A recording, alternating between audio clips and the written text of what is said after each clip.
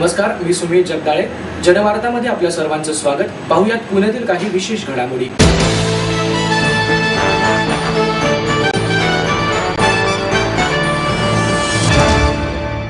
कवितेचा अभ्यास केल्यामुळे कविता अधिक प्रभावी होते असं मत ज्येष्ठ कवी दीपक करंदीकर यांनी व्यक्त केलं आहे. स्वरमहिमा प्रकाशनाच्या वतीनं सुनीता भालेराव यांच्या बहरला पारिजात या काव्यसंग्रहाचे आणि सीडीचे प्रकाशन करंदीकर यांच्या हस्ते करण्यात आले. यावेळी ते बोलत होते. या प्रसंगी ज्येष्ठ गझलकार ए.के. शेख, स्वरमहिमा प्रकाशनाचे विश्वस्त डॉक्टर अरविंद नेरकर, ज्येष्ठ कवी शरद अत्रे, बाबू डिसोजा, रश्मी गुजराती, श्रीकांत उदास, प्रमोद खराडे, सुहास इनामदार, राहुल शिरवाडकर, निर्मला केतकर, स्मिता शानबाग आदी मान्यवर उपस्थित होते. या सीडीमध्ये गायिका चारुशिला बेलसडे, गायक रवींद्र साठे यांच्या गीतांच्या गायनाचा समावेश करण्यात आला आहे. तसेच बेलसरे यांनी या गीतांना संगीत दिले आहे. पुढे बोलताना करंदीकर म्हणाले, प्रत्येक कवींनी काव्य परंपरा काय आहे आणि कवितेचा अभ्यास करावा. त्यामुळे त्यांची कविता अधिकच प्रभावी होते आणि रसिकांच्या मनाला भिडते. रसिकांना ती समजण्यासाठी अधिक सोपी होऊन जाते.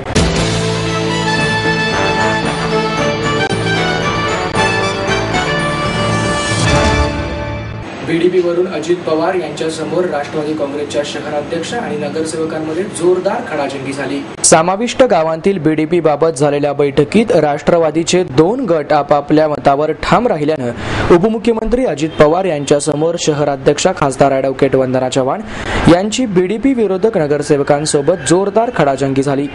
शेवटी मध्यस्थी करीत अजित पवार यांनी मी नगरसेवकांच्या बाजूने आहे, बीडीपी ग्रस्तांना वाऱ्यावर सोडणार नाही, मुख्यमंत्री पृथ्वीराज चव्हाण यांच्याशी चर्चा करून व्यावहारिक मार्ग काढला जाईल असं सांगत या वादावर पडदा टाकला. गेल्या काही महिन्यांपासून राष्ट्रवादीमध्ये वाद सुरू आहे. त्यावर तोडगा काढण्यासाठी महापौर बंगल्यावर उपमुख्यमंत्री अजित पवार यांनी राष्ट्रवादीच्या पदाधिकारी नगरसेवकांची बैठक घेतली. नगरसेवकांचा हा वाद ऐकून घेताना समाविष्ट गावांमध्ये राष्ट्रवादीची ताकद जास्त आहे, त्यामुळे तेथील नागरिकांचाही विचार करताना शहराच्या पर्यावरणाचाही विचार करणं आवश्यक आहे. दर आठवड्याला मी पुण्यात असतो, बैठका घेतो, तरीही तुमची भांडणे सुरू आहेत. चर्चा करून त्यावर तोडगा काढा. बीडीपी मधील 40,000 घरांचं नुकसान होऊ नये म्हणून मी आणि खासदार सुप्रिया सुळे या नगरसेवकांच्या बाजूने आहोत. नागरिकांवर अन्याय होऊ दिला जाणार नाही. मुख्यमंत्र्यांशी चर्चा करून याबाबत व्यावहारिक तोडगा काढला जाईल असं सांगून अजित पवार यांनी बैठक संपवली. माहेर सोडून सासरी आले. इथे प्रेमाची मायेची माणसं होती, पण माझं भविष्य सुरक्षित आहे याचा आनंद आत्मविश्वास वाढवणारा होता. Samruddha Jeevan multistate multipurpose cooperative society limited. गुंतवणूक भावनांची, आनंद लक्षावधीचा. Samruddha Jeevan multistate multipurpose cooperative society limited.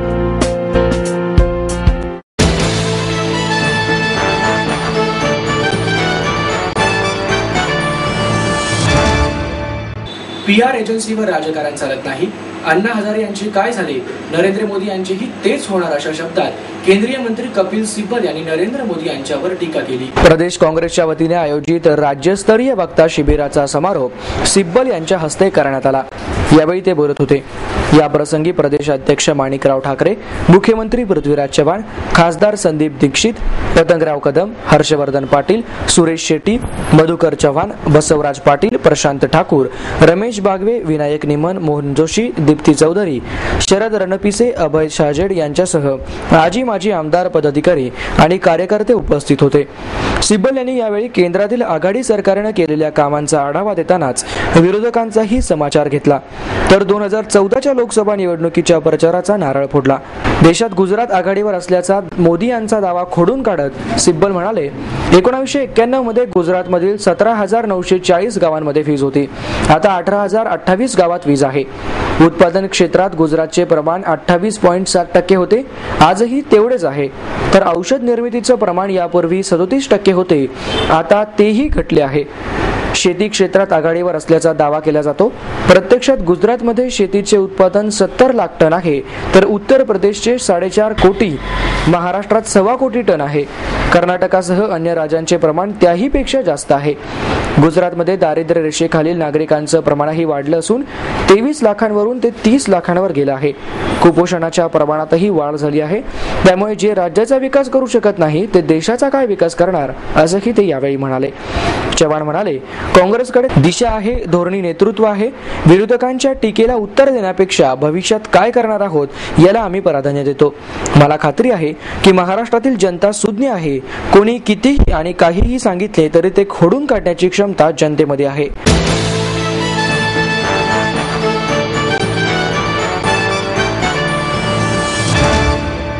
जागतिक बालकामगार विरोधी दिनाचं औचित्य साधून बालकामगारांच्या वाढत्या संख्येकडे शासनाचे लक्ष वेधण्यासाठी आंदोलन करण्यात आले. या आंदोलनामध्ये विविध भागातील झोपडपट्ट्या, दुष्काळामुळे स्थलांतरित झालेल्या कुटुंबातील सुमारे 120 मुले सहभागी होऊन पथनाट्य, गाणी, भाषणे या माध्यमातून हे आंदोलन करण्यात आले. शिक्षणाधिकार कायदा 2009 नुसार प्रत्येक मुलाला शिक्षण घेण्याचा अधिकार आहे. त्यामुळे राज्यात या कायद्याची सर्वत्र योग्य पद्धतीने अंमलबजावणी व्हावी अशी मागणी मुलांनी स्वतः जिल्हाधिकाऱ्यांना भेटून केली. Action for the rights of the child या पुणे स्थित मुलांच्या हक्कासाठी काम करणाऱ्या संघटनेनं या आंदोलनासाठी पुढाकार घेतला. महाराष्ट्रात पडलेल्या भीषण दुष्काळामुळे स्थलांतरित झालेल्या कुटुंबांचं प्रमाण अधिक असून पोटाची खळगी भरण्यासाठी रस्त्यावर भीक मागणारी आणि कामाच्या शोधात असलेली तसंच बांधकामाच्या ठिकाणी काम करणारी मुले हे चित्र आजही शहरातील काही परिसरांमध्ये पाहायला मिळते आहे. खेळण्या बागडण्याच्या वयात त्यांचे नाजूक हात कामासाठी अहोरात्र झटत आहेत. मात्र प्रत्येक मुलाला शिक्षण घेण्याचा मूलभूत अधिकार आहे या गोष्टीचे शासन दरबारी कुणालाच सोयरसूतक नाही. फक्त कागदोपत्री बालकामगारांची संख्या कमी झाल्याचं दर्शवलं जात आहे. प्रत्यक्षात यात विरोधाभास असल्याचं दिसत आहे. या सर्व बाबी शासनाच्या लक्षात याव्यात आणि आपले हक्क आपल्याला मिळावे या मागणीसाठी हे आंदोलन करण्यात आले. आई वडिलांनी पै जमवून मला शिकवण्याचा निर्णय घेतलेला कळत होता. माझ्या उच्च शिक्षणासाठी त्यांनी मला कायमचा आधार मिळवून दिला होता. त्यांनी स्वतःसाठी कधीच काही केलं नाही, पण माझ्यासाठी Samruddha Jeevan multistate multipurpose cooperative society limited. गुंतवणूक भावनांची, आनंद लक्षावधीचा. Samruddha Jeevan multistate multipurpose cooperative society limited.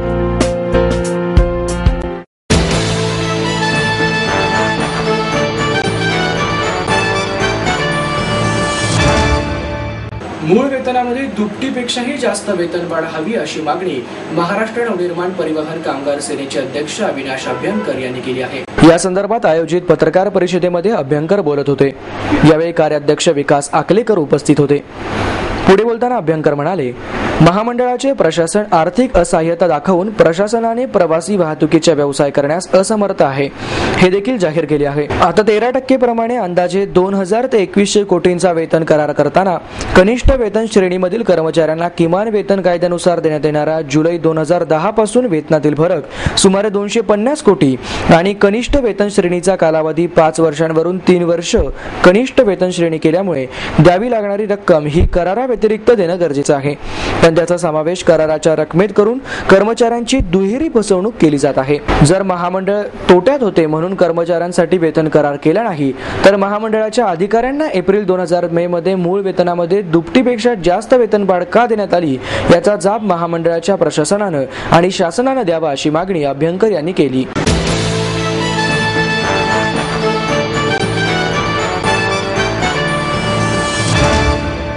Pune जिल्ह्याचा यावर्षीचा 7,749 कोटी रुपयांचा वार्षिक पतपुरवठा आराखडा जाहीर करण्यात आलाय.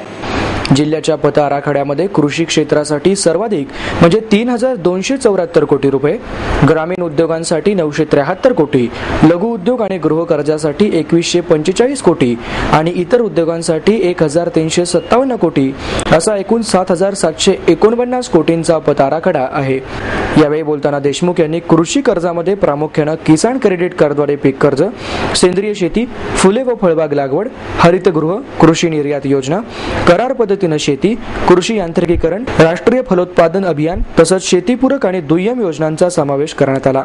या सर्व बँकांनी पुणे जिल्ह्यातील कोणताही शेतकरी पीक कर्ज मिळाल्यापासून वंचित राहणार नाही व सर्व पात्र बचत गटांना कर्ज उपलब्ध करून देण्यासाठी विशेष प्रयत्न करावेत असं आवाहन करण्यात आलं.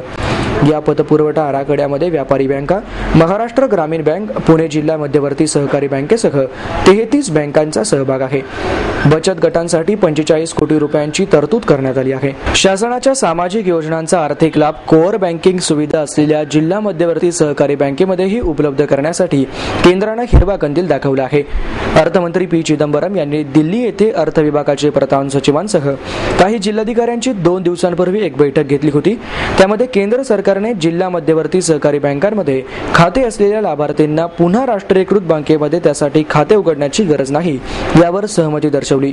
त्यासाठी संबंधितांना आधार कार्ड नंबरचा उपयोग करून जिल्हा मध्यवर्ती सहकारी बँकांनीही पुढे यायला हवे असं आवाहन करून ते म्हणाले की थेट लाभ रक्कम हस्तांतर योजनेमध्ये येणाऱ्या पैशासाठी लाभार्थ्याला बँकेत खाते उघडताना 0 रकमेने खाते उघडून दिले पाहिजेत, ज्यामध्ये संजय गांधी, इंदिरा गांधी व श्रावणबाळ योजना तसंच विद्यार्थ्यांची शिष्यवृत्ती आदींबाबत बँकांनी सकारात्मक भूमिका घ्यायला हवी. आपको देता है एडमिशन के साथ अपॉइंटमेंट लेटर भी.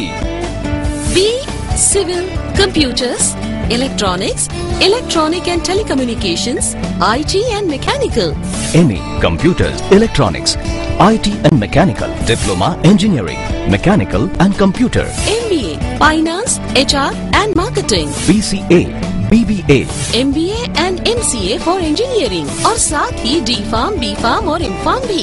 Siddhant International School CBSE from nursery to 5th standard, Siddhant College. Transport एवं हॉस्टल फैसिलिटी, 22 एकड़ का विशाल कैंपस, AICT दिल्ली और पुणे यूनिवर्सिटी द्वारा मान्यता प्राप्त.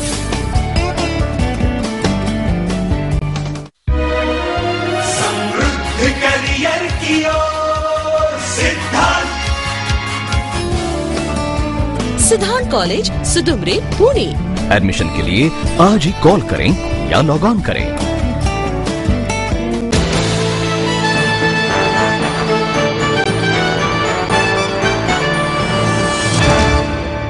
लोकमान्य नगरमधील 650 झोपडपट्टी धारकांचं त्याच ठिकाणी पुनर्वसन करण्यात यावं अशा मागणीसाठी झोपडपट्टी सुरक्षा दलाच्या वतीनं बिऱ्हाड मोर्चा काढण्यात आला. कोथरूडमधील लोकमान्य नगरमधील सर्वे क्रमांक 89 आणि 90 वरील 650 झोपडपट्टी धारकांचे त्याच जागी पुनर्वसन करावे या मागणीसाठी झोपडपट्टी सुरक्षा दलाच्या वतीनं महापालिका आणि जिल्हाधिकारी कचेरीवर हा मोर्चा काढण्यात आला.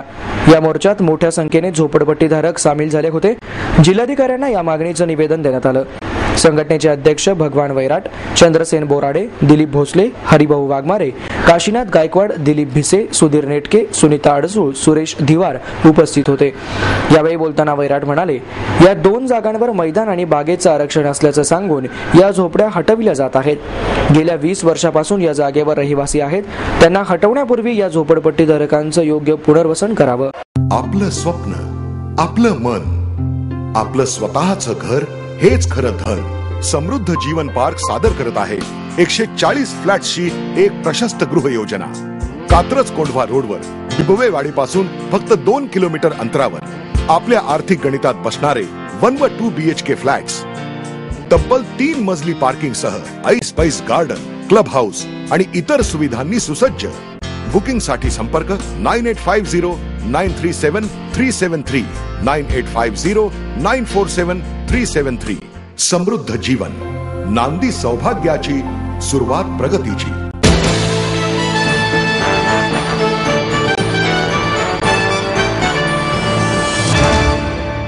याबरोबरच आजचं बातमीपत्र संपलं. उद्या पुन्हा भेटूया याच वेळी. नमस्कार.